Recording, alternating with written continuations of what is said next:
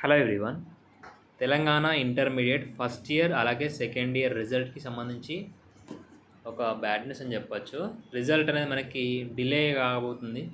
ఎందుకు ఏంటనేది details explain చేస్తాను ఈ వీడియోలో. స్కిప్ చేయకుండా చివరిదాకా చూడండి.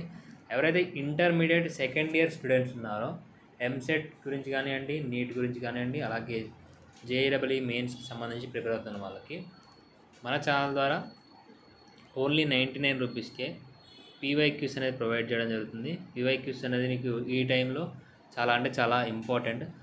ఆల్ సబ్జెక్ట్స్కి సంబంధించి మీరు ఎంసెట్ ఎగ్జామినేషన్ ఎలా అయితే అటెంప్ట్ చేస్తారో ఆన్లైన్లో, మీకు ఆన్లైన్ మాక్ టెస్ట్ ఎలా అటెండ్ చేస్తారో అదే ప్యాటర్న్లో మీకు ఆల్ సబ్జెక్ట్స్కి సంబంధించి పీవైక్యూస్ అనేది టెస్ట్ సిరీస్ కానివ్వండి, అలాగే ప్రీవియస్ ఇయర్ క్వశ్చన్స్ టాపిక్ వైజ్గా ఇవ్వడం జరిగింది. సో ఓన్లీ 99 రూపీసే కాబట్టి మీకు అన్ని సబ్జెక్ట్స్ వస్తాయి. ప్రాక్టీస్ చేయొచ్చు. ఈ 1 మంత్ అనేది చాలా మీకు యూజ్ అవుతుంది. ఎవరైతే మీ ఫ్రెండ్స్ ఉన్నారో వాళ్ళకి షేర్ చేయండి.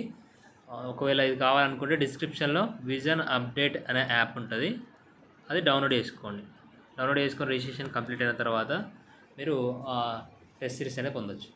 సో ఇక విషయానికి వస్తే మనకి రిజల్ట్ అనేది ఎందుకు లేట్ కాబోతుంది. సో ఇక మనకు మెయిన్గా చూసుకున్నట్లయితే ఇప్పటికే లాంగ్వేజ్కి సంబంధించి పేపర్ కరెక్షన్ కంప్లీట్ అయిపోయింది. కొన్ని సెంటర్స్లో 1 or 2 days పడుతుంది. సో ఇక్కడ ఈ లాంగ్వేజ్ పేపర్ కరెక్షన్ చేసే టైంలో పేపర్ కరెక్షన్ అనేది మనకి 3 రకాలుగా జరుగుతుంది. ఫస్ట్ బోర్డ్స్ ఫామ్ చేస్తారు. అంటే ఒక 5 members లేదా ఒక 6-7 members కలిపి ఒక బోర్డుగా ఫామ్ చేస్తారు. అందులో సిఈ అని హెడ్గా ఉంటారు, సిఈ. సో ఈ సిఈ కింద ఏఈలు ఉంటారు. సో 5 ఏఈలు 1 2 3 4 5. సో ఈ సిఈ ఏం చేస్తారంటే వీళ్ళకి పేపర్స్ అనేది అలాట్ చేయడం జరుగుతుంది. డైలీ మనకి 30 పేపర్స్. సో కొన్ని సెంటర్స్లో 40 పేపర్స్ కూడా ఇస్తున్నారు. సో ఈ ఎగ్జామినర్ 1 2 3 4 5కి డైలీ ఒక్కొక్క ఎగ్జామినర్కి 30 పేపర్స్ ఇస్తారు. సో 30 పేపర్స్ అనేది వాల్యుయేషన్ చేయాలి. పేపర్ ఫాస్ట్గా కంప్లీట్ కావడానికి, అంటే పేపర్ వాల్యుయేషన్ కంప్లీట్ కావడానికి ఇంకో 10 కూడా ఎక్స్ట్రా ఇస్తున్నారు. అంటే టోటల్గా రోజుకి 40 పేపర్స్ అనేవి కరెక్షన్ చేస్తున్నారు. ఇక్కడ మనకి ఈ సిఈ అనేది ఏం చేస్తారంటే ఈ 30 పేపర్స్లోకి వెళ్ళి ఒక 2 పేపర్స్ కానీ ఒక 3 పేపర్స్ కానీ మళ్ళీ ఎక్కడెక్కడ మిస్టేక్స్ ఏమైనా ఉన్నాయా అని చెక్ చేస్తారు. కరెక్ట్గా వాల్యుయేషన్ చేస్తారా లేదని చెక్ చేస్తారు. సిఈ చెక్ చేసిన తర్వాత మళ్ళీ ఈ 5 members సంబంధించి ఏఈలు, ఈ ఏఈల యొక్క ప్రతి ఒక్క పేపర్ స్క్రూటినైజర్ అని ఉంటాడు. సో స్క్రూటినైజర్ ఈ 5 members సంబంధించి 200 పేపర్స్ని మళ్ళీ క్వశ్చన్కి సంబంధించి కరెక్ట్గా మార్కులు వేసారా, ఏమైనా కౌంటింగ్ మిస్టేక్ ఉందా అని మళ్ళీ చెక్ చేస్తాడు ఈ స్క్రూటినైజర్ అని. సో ఇప్పుడు ఇదంతా కంప్లీట్ అయిన తర్వాత మళ్ళీ రీస్క్రూటినైజ్ చేయబోతున్నారు పేపర్స్ అన్నిటిని. సో రీస్క్రూటినైజ్ చేస్తున్నారు, ఎందుకంటే పేపర్ వాల్యుయేషన్ కంప్లీట్ అయింది. కంప్లీట్ అయినాక కూడా మళ్ళీ ఏమవుతుందంటే అక్కడొకటి చెక్ చేస్తూ ఉంటే చాలా వరకు మిస్టేక్స్ అనేవి వస్తున్నాయి.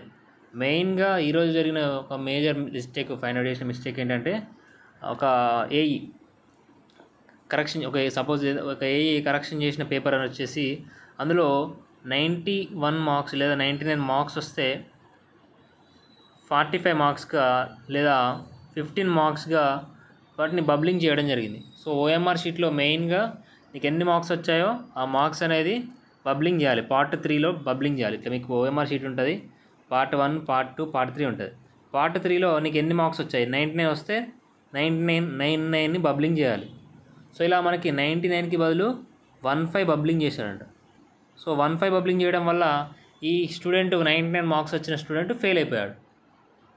సో ఫెయిల్ అయిపోవడం వల్ల అలా మీకు చాలా వరకు మిస్టేక్స్ వస్తున్నాయి లాంగ్వేజ్ కానివ్వండి, ఇతర సబ్జెక్ట్స్లో. సో అందువల్ల మళ్ళీ రీస్క్రూటినైజ్ చేస్తున్నారు, పేపర్స్ అనేది మళ్ళీ రీవెరిఫై చేస్తున్నారు. సో ఇక్కడ మరి మిస్టేక్ చేస్తే మరి వాళ్ళకి ఏం ప్రాబ్లం ఉండదనంటే ఎవరైతే ఈ ఏఈలు, సో ఈ ఏఈలు మిస్టేక్ చేశారో, ఈ సిఈ కింద ఉన్న ఏఈలు ఎవరైతే మిస్టేక్ చేస్తే మనకి పెనాల్టీ అనేది ఇవ్వడం జరుగుతుంది వీళ్ళకి. సో ఈ ఏఈతో పాటు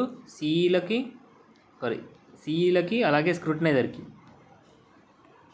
సో ఆ బోర్డులో ఉన్న అందరికీ, ఆ బోర్డులో ఉన్న ఆ ఏఈకి, ఆ సిఈకి, ఆ స్క్రూటినైజర్కి, సో ఆ స్క్రూటినైజర్కి మనకు ఫైన్ అనేది వేస్తారు. సో ఈ మళ్ళీ రిజల్ట్ టైంలో ఇబ్బంది అవుతుందనే ఉద్దేశంతో మళ్ళీ రీస్క్రూటినైజ్ చేస్తున్నారు.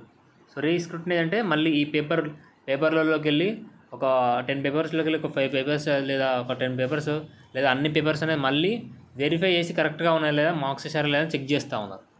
సో ఇలా చెక్ చేయడం వల్ల ఏమవుతుందంటే స్టూడెంట్స్ అనేది లాస్ కాకుండా ఉంటుంది. ఒక రిజల్ట్ అనేది లేట్ అవ్వచ్చు, కానీ స్టూడెంట్స్కి సంబంధించి మార్క్స్ కరెక్ట్గా డిస్ట్రిబ్యూట్ అయ్యాయా లేదా అనేది మీకు లాస్ కాకుండా ఉంటుంది. 100% స్టూడెంట్స్ అందరికీ న్యాయం జరిగేలా చెక్ చేస్తూ ఉన్నారు. సో అందరూ అనేది అలాగా చేయరు, అందరూ టీచర్స్ అనేది అలా కరెక్షన్ చేయరు. కానీ కొంతమంది మాత్రం ఫాస్ట్గా కంప్లీట్ చేయాలి, ఫాస్ట్గా తొందరగా కంప్లీట్ చేసుకొని వెళ్ళాలి, మార్నింగ్ వచ్చి ఈవినింగ్ వెళ్ళాలి, ఇలా ఉన్న వాళ్ళు మాత్రం ఫాస్ట్గా కంప్లీట్ చేసి ఏదో ఒక రకంగా మిస్టేక్ చేసి, అంటే కావాలని చేయరు కానీ ఎక్కడో దగ్గర ఏదో ఒక రకంగా మిస్టేక్ చేస్తారు కాబట్టి కామన్ కాబట్టి. సో ఆ మిస్టేక్స్ని రెక్టిఫై చేయడానికి మళ్ళీ పేపర్స్ అనేది రీవాల్యుయేషన్ అంటే రీకౌంటింగ్ చేయడం కానీ రీవాల్యుయేషన్ చేయడం కానీ చేయడం జరుగుతుంది. సో అది ఆల్రెడీ స్టార్ట్ అయిపోయింది. దానికి సంబంధించి ఆల్రెడీ పేపర్ కరెక్షన్ కంప్లీట్ అయిన వాటిని మళ్ళీ వెరిఫై చేస్తారు.